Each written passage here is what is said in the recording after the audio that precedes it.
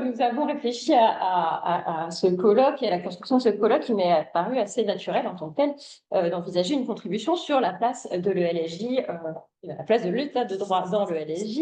Bon, déjà, parce que toute transparence, je ne suis pas une spécialiste de l'état de droit, mais je suis une spécialiste davantage de l'ELSJ. C'était une façon pour moi aussi de garder mon objet d'étude en m'arrimant à cette réflexion. Et puis également parce que les liens me semblaient assez évidents, assez naturels.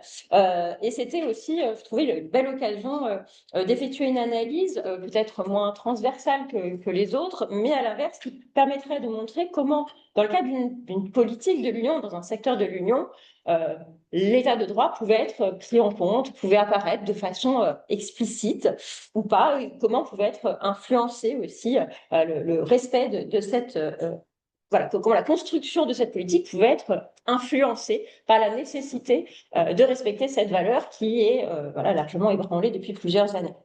Donc, je pressentais qu'il y avait voilà, des interactions qui me semblaient assez évidentes entre le LSJ et l'état de droit. Alors, avec du recul, j'aurais plutôt dû intituler ma communication à la recherche de l'état de droit dans le LSJ.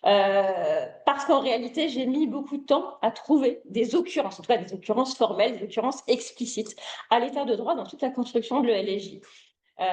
J'ai vraiment été voilà, interpellée. Alors, il y a à la fois une prise en compte indirecte constante des composantes de la valeur état de droit qui innerve toute la construction de l'ELSJ, mais la notion elle-même, la valeur état de droit, est très rarement prise en compte dans la formation du droit de l'ELSJ et un petit peu davantage dans son application, mais auprès des difficultés rencontrées justement dans la mise en œuvre du droit de l'ELSJ lorsque des contentieux remonte jusqu'au prétoire de la Cour.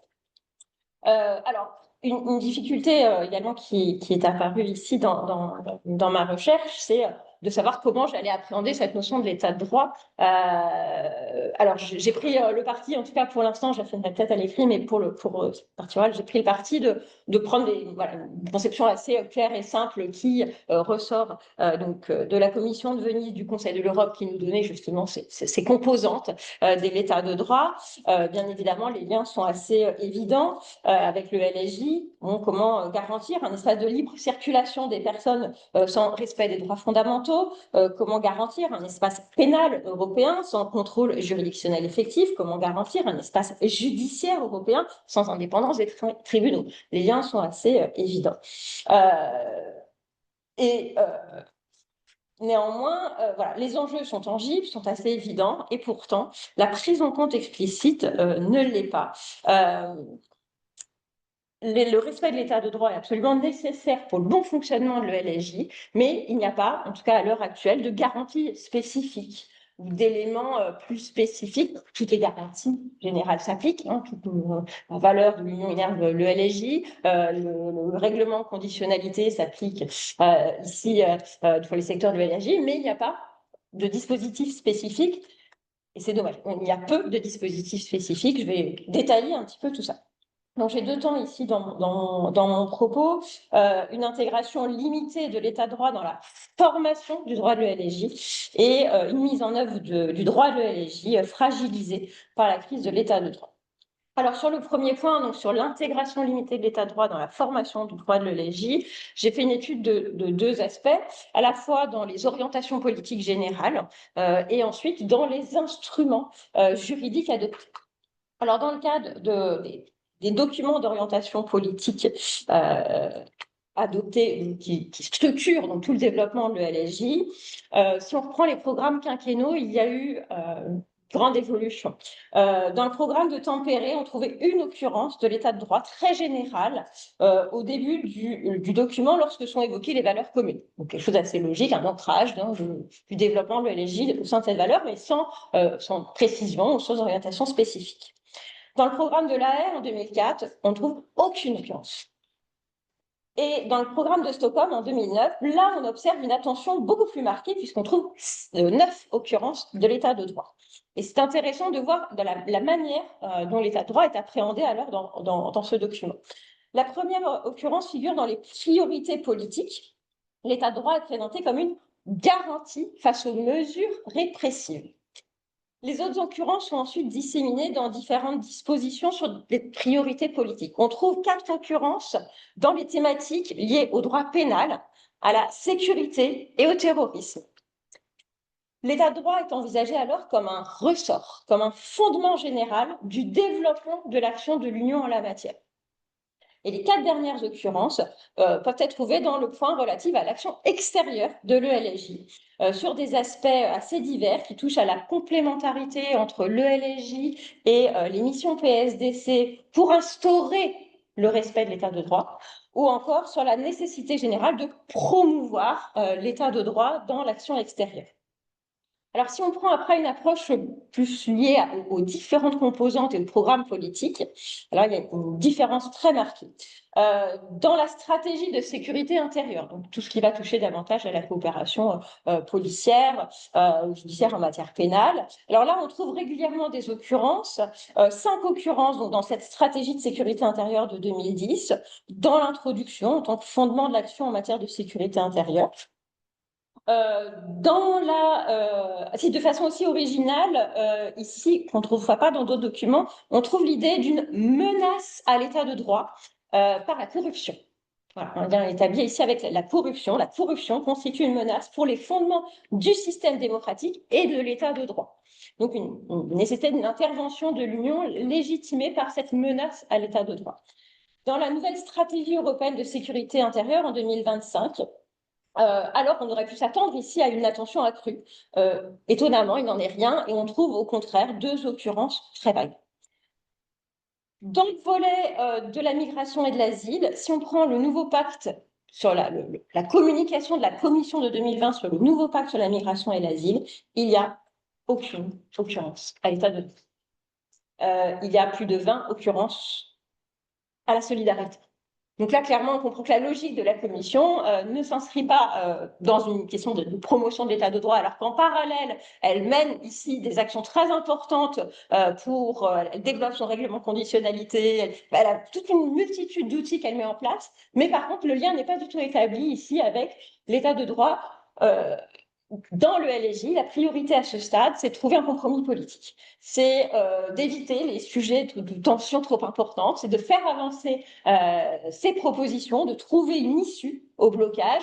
Donc, on ne fait pas de lien explicite avec l'état de droit. Ça peut ça peut se comprendre vu la situation de la Commission. On insiste sur la solidarité, mais pas ici sur le respect de l'état de droit. Il y a des références beaucoup plus aux valeurs et aux droits de l'homme, certaines composantes de l'état de droit, mais pas la valeur en tant que telle dans sa globalité.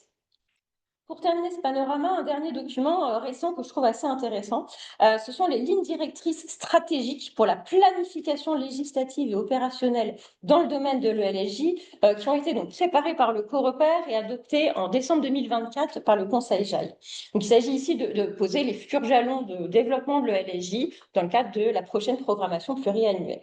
Il y a un ancrage ici de la nécessité de protéger la valeur de l'état de droit, qui est beaucoup plus marquant. On trouve diverses occurrences, un peu de la même manière où ça a pu être fait dans le programme de la haie, mais également et surtout, il y a des développements spécifiques, 3 points qui sont consacrés spécifiquement à l'état de droit dans le LJ. Et là, il est question de, je cite, responsabilité commune de promouvoir et de préserver l'état de droit, qui est fondamentale, qui est une condition préalable à l'efficacité des efforts déployés pour la réalisation de l'ELJ. Et le Conseil évoque ici la nécessité de prévoir un dialogue régulier spécifique, détaché de tous les dialogues qui existent au parallèle ou plus horizontaux, un dialogue spécifique entre les ministres de la Justice pour le suivi d'état de droit. Donc là, voilà, il y a un pas, mais pour l'instant, c'est un document programmatique général. Ces outils ne sont pas mis en place, mais on peut observer une évolution. Donc, une évolution, on peut en trouver, il y a des occurrences qui vont plutôt dans une augmentation, mais ça reste assez limité. Dans les instruments législatifs, alors bien évidemment, je ne vais pas vous faire un panorama complet de tous les instruments. Je vais distinguer ici, pour mieux les mettre en opposition, ce qui se passe en matière de migration et asile et en matière de coopération pénale, judiciaire, en matière pénale de l'autre côté. En matière de migration et d'asile, eh bien, comme vous pourrez vous en douter au regard de ce que je viens de dire sur la stratégie de la communication 2020, eh bien, on ne trouve presque rien ici dans les 10 instruments qui ont été adoptés en avril 2024, Bienvenue aux étudiants qui arrivent, installez-vous, je vous en prie. On ne trouve presque rien. Alors, j'ai trouvé 2 occurrences dans le règlement relatif à la gestion de l'asile et de la migration, mais c'est une référence à l'état de droit pour le développement des partenariats avec les pays tiers. Dans le règlement établissant le filtrage des ressortissants aux frontières de l'Union, il y a une référence à l'état de droit, mais en réalité, c'est une référence à une résolution de l'Assemblée générale des Nations unies qui concerne l'état de droit dans son libellé.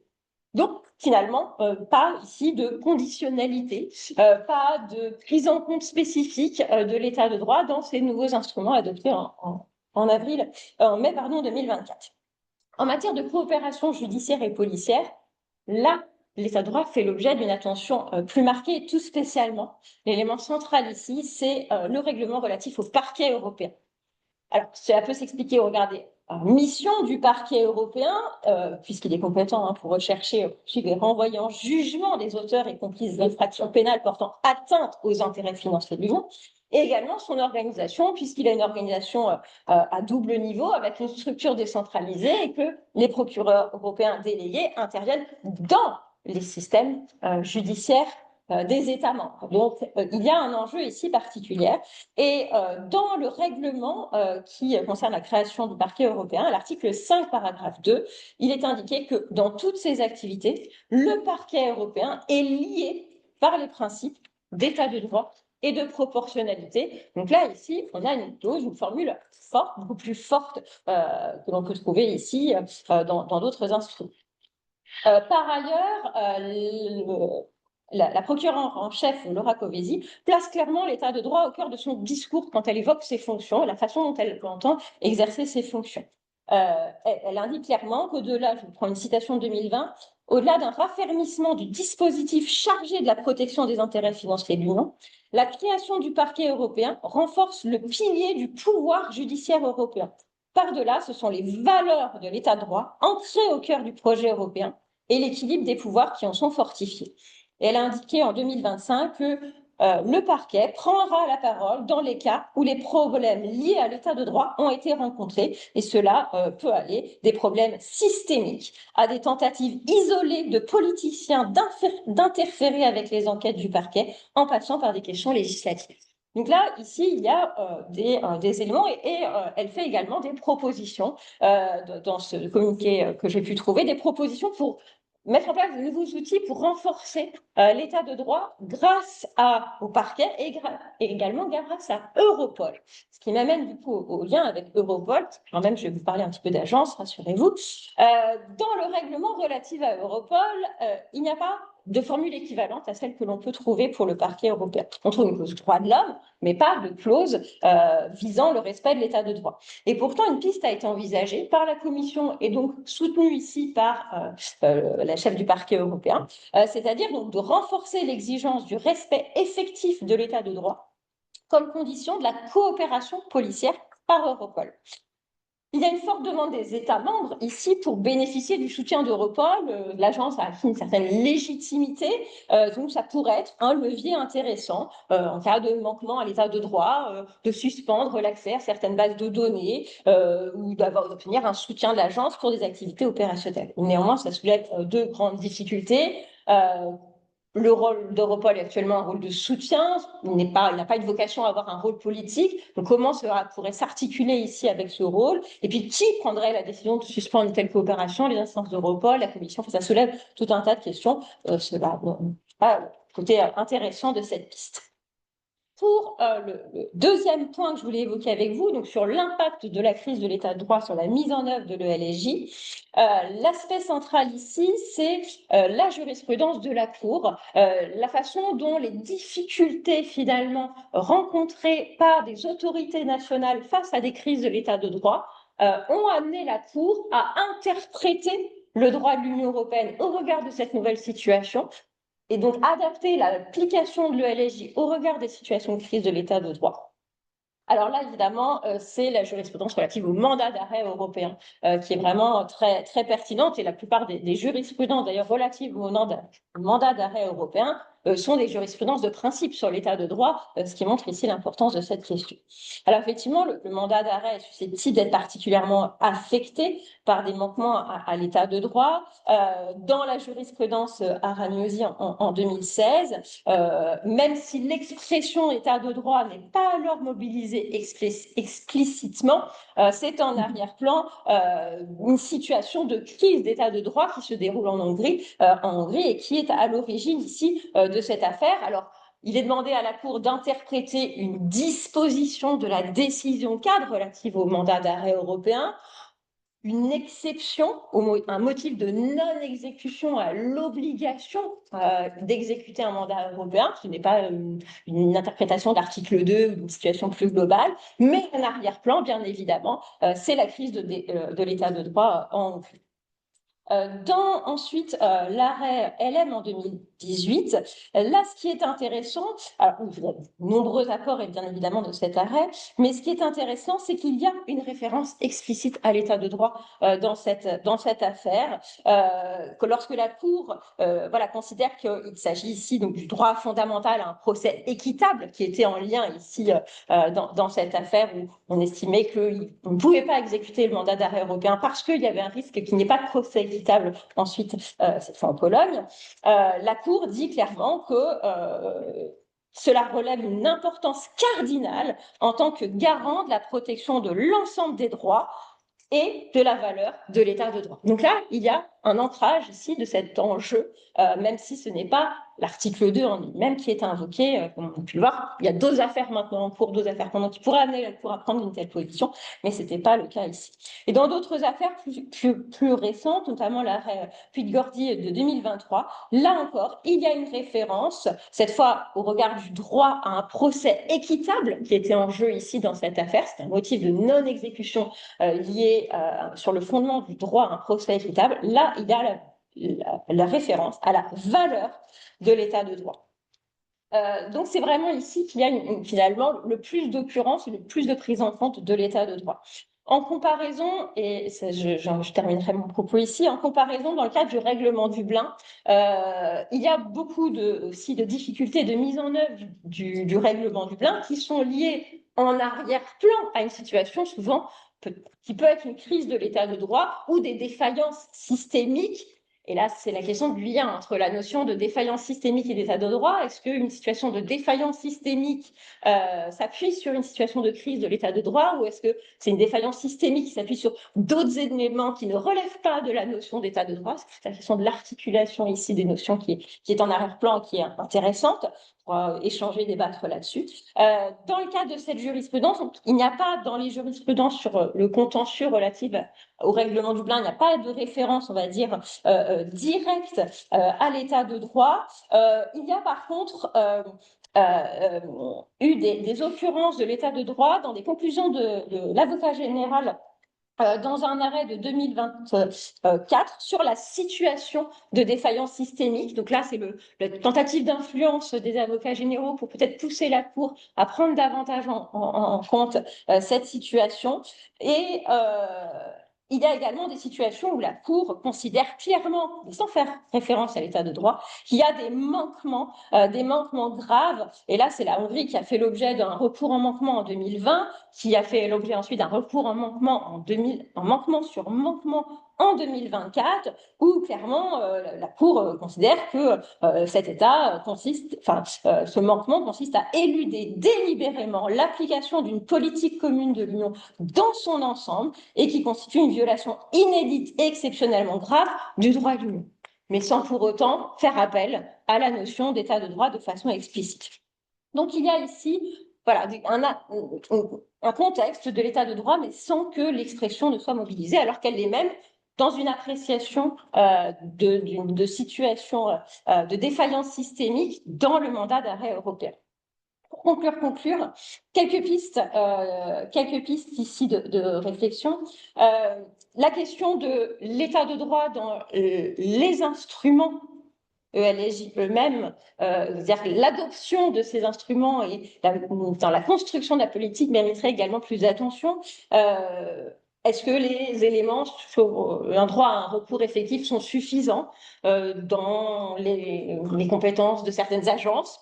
Par exemple, évidemment, on peut penser à Frontex, là encore, qui est un exemple de choix pour montrer que on peut parfois douter que l'état de droit soit toujours bien assuré au sein même de l'Union européenne et au sein même de ses instruments. Il y a beaucoup de recours pendants, d'affaires pendantes qui poussent ici, du coup, à une meilleure protection juridictionnelle, un accès aux juges plus important, mais il y a encore vraiment beaucoup de lacunes. Et puis également, un autre aspect, mais ça va permettre de faire le lien avec la contribution suivante, c'est la question du suivi de l'état de droit par les partenaires, par les États tiers, puisque la politique migratoire de l'Union est largement aussi structurée par une logique d'externalisation, de développement par des États tiers d'une protection des frontières, voire même de plus en plus dans le discours d'une gestion des demandes d'asile.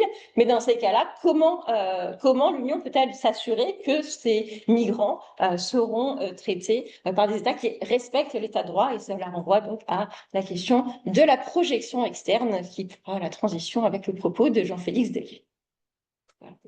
Voilà.